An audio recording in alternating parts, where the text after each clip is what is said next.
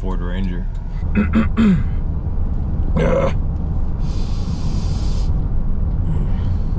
morning and welcome back.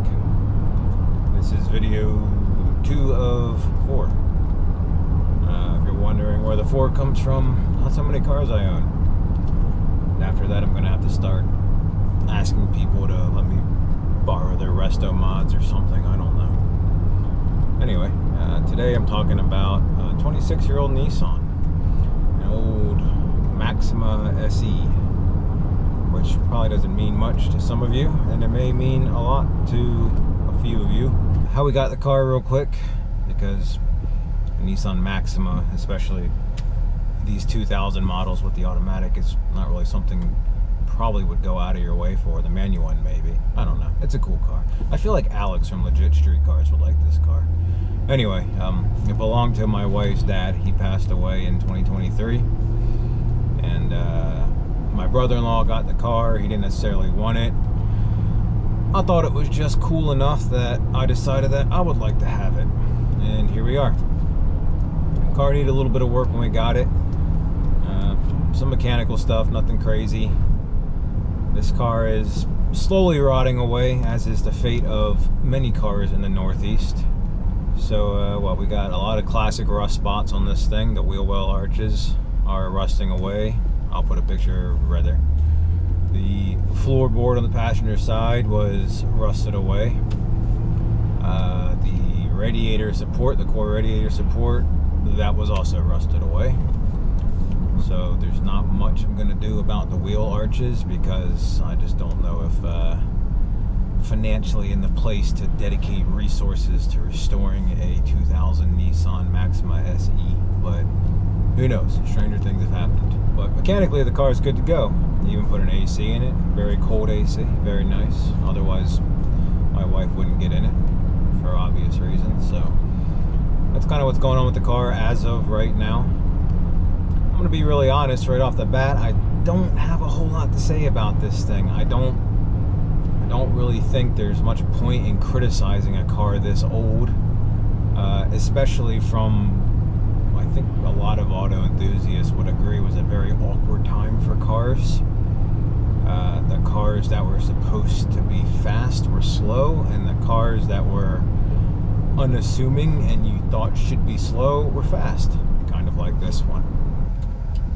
Green light. Now, fast is obviously a relative term. This car, you know, I don't like getting technical with the specs. You can always just go look that stuff up. But about 220 horsepower, 220 torque, which sounds desperate in 2026, but it was actually quite a big deal, especially when you take into the fact that from the outside it's a rather unremarkable looking car. It's got 4 doors, it's painted gold, I guess. I don't know. I don't see colors very well. I'll put a picture up and you can tell me what color it is. It's got a little bit of styling, which was, you know, part of the SE package. It's got some fog lights somewhere up there. I've seen them once, I think. I'm pretty sure they're there. And, you know, it was the whole 4-door sports car approach.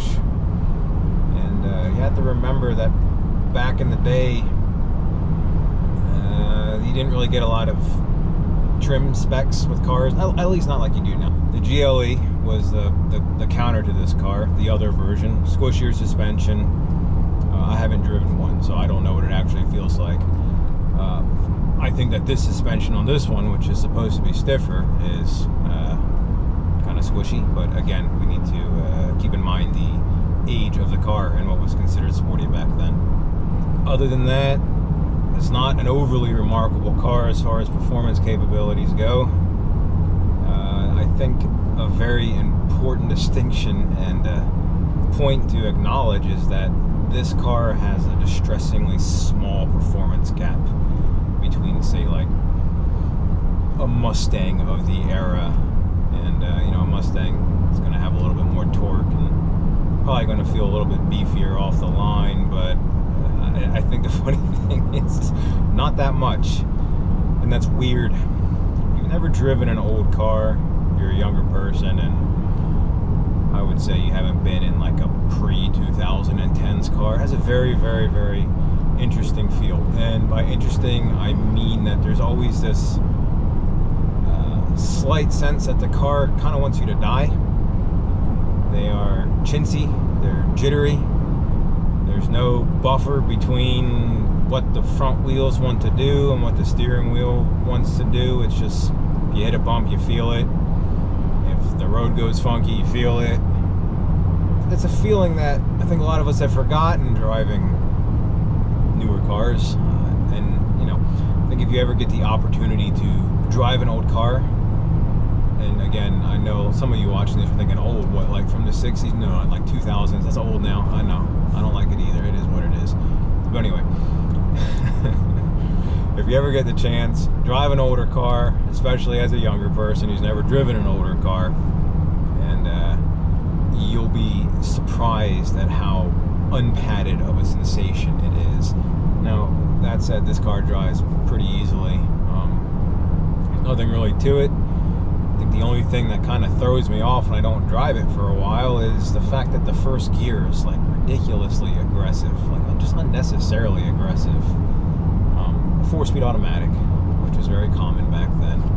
Now, if you read online, it'll tell you that this engine actually does very well at high RPM. That might be true, I don't know.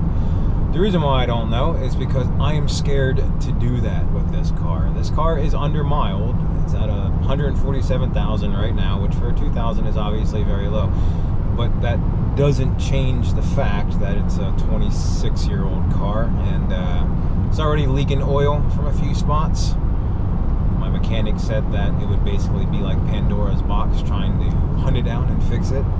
So we decided not to do that, but I would like it to not leak any more oil than it already does. So generally speaking, I try to be very nice to this car.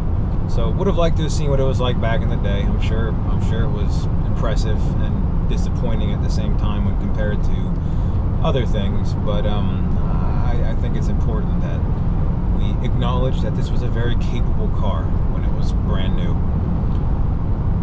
This thing's got a couple things going for it that I realize I miss a lot from newer cars. The first thing I'm going to point out, just because it drives me insane, and I actually meant to mention it in my Lobo video, but I think I forgot, physical buttons for the AC. Let's not underappreciate how nice buttons for the AC are.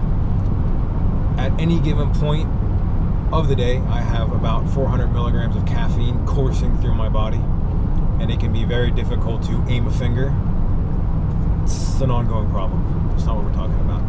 It can be very difficult to aim a finger at a touchscreen and operate touchscreen controls. I struggle with it greatly, especially when I'm driving and the car is bouncing around and moving around. I wish we didn't get rid of physical buttons in cars because I'm not coordinated enough for it.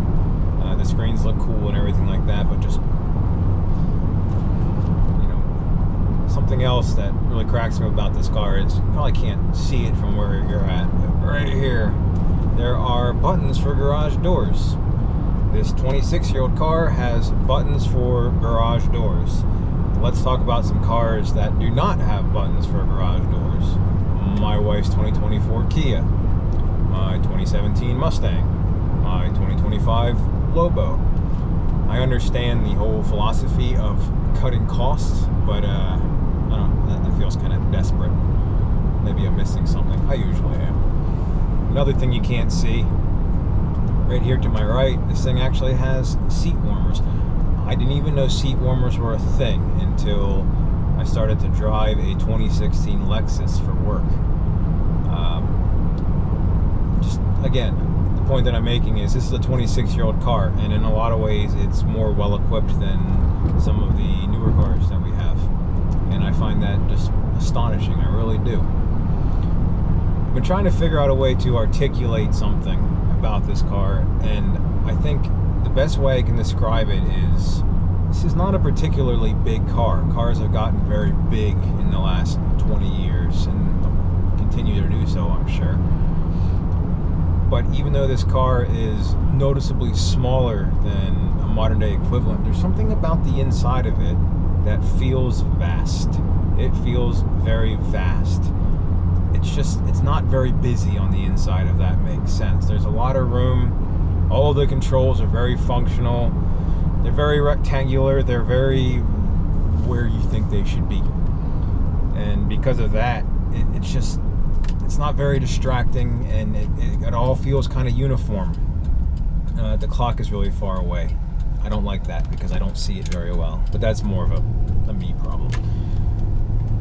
Also, the seats, they're normal seats. I mean, they got headrests. You can sit in them just fine. They're comfortable, but they're not taking up the horizon. You know, when you look over through the rear view window, or excuse me, the rear view mirror, you're not having to look over, just seats. And the only thing I could think of is this was back in the 90s, and when this car was, you know, conceptualized, and I guess they figured like they needed a good slipstream for when parents ashed their cigarettes to make sure that it went in their kids' faces. I mean, seems obvious to me. The interior of this car has held up remarkably well. I'm actually very impressed with it. Maybe as a counterpoint to how bad the outside looks, but I mean, it's leather. Nothing particularly unique about it, but I think it's definitely speaks about the craftsmanship of the car at the time, that 26 years on, and the interior is still mostly intact. Try not to murder cyclists. I would say that overall, it's a very unremarkable car. I'm not going to sit here and try to inflate this video to be 20 minutes like I did with my Lobo. I just don't have a lot to say about it in that regard. The VQ engine, from what I read, will last forever. And, you know, maybe it will, maybe it won't. I don't know if we'll have this car that long, but, I mean, it's a 20-year-old Nissan, 26-year-old Nissan. I have all the faith in the world in it, more so than I do a modern Nissan. I think this car is really important in just showing us that just because something is newer and improved doesn't mean it actually is. The fact that this thing came equipped with stuff that you can't find on, I would say, mid-range trims of modern cars, I find that it's really funky. Maybe I'm overthinking it, but some of this stuff just seems so obvious to me. Like, why would you not? I don't know. Maybe you do. I don't. More than anything, this car definitely just encapsulates and captures the time that it was built in, and something about it just feels very, very trustworthy. I don't know how else to describe it. It just feels very trustworthy. And I hope that we're able to hang on to this thing for a long time, because I'm really curious to see how far it'll go.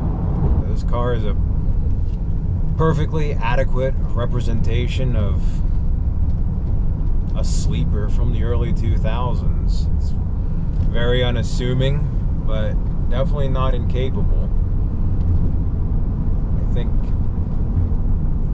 I think the subtlety of cars like this is something that's a bit underappreciated, but I'm not going to go on about it because I'll just be repeating myself. But I will say one more time, if you are a younger person and you haven't driven an older car like this, do so. Try to find somebody who has one.